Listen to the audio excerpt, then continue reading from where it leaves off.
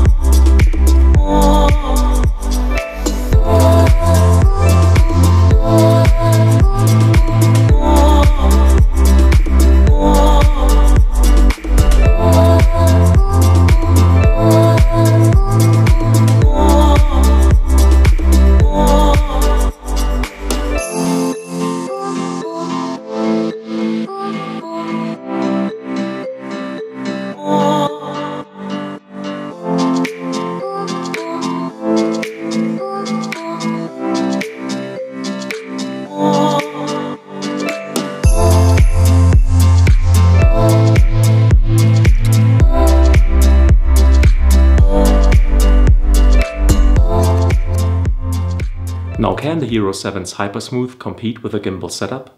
Yes, it can. You are still going to get the smoother stabilization from a gimbal, especially with shots that have a lot of panning, rolling or tilting movements. The gimbal still has the upper hand. Then again, if all you do is point the GoPro in a certain direction and then just start walking, most of the time the performances are close to being indistinguishable from one another. Now, if you really put in the time and the effort to get the shot right, Hypersmooth performance can be close to gimbal performance even under difficult circumstances, which is pretty amazing. If you do that, your mind will be wrapped up in the technical aspect of what you're doing though, whereas with a decent gimbal you don't have to pay much attention at all, you will still get smooth video. Also, the Hypersmooth is an optical digital stabilization combo, meaning it comes at the cost of some resolution and some viewing angle because the function crops into the image. But since we're talking 4K to begin with and the GoPro's viewing angle is immense anyway, in my opinion it's not a big deal. Okay, so Hypersmooth can compete with a gimbal setup, but can it win? It can't win if what you want is the best possible stabilization for any kind of situation and movement and a completely uncropped image. But if you want to operate with as compact a setup as possible and you do not mind the crop and you simply don't like to entertain the idea of spending extra cash on a gimbal, let me tell you, with the Hero 7 you don't have to, because Hypersmooth works pretty damn fine.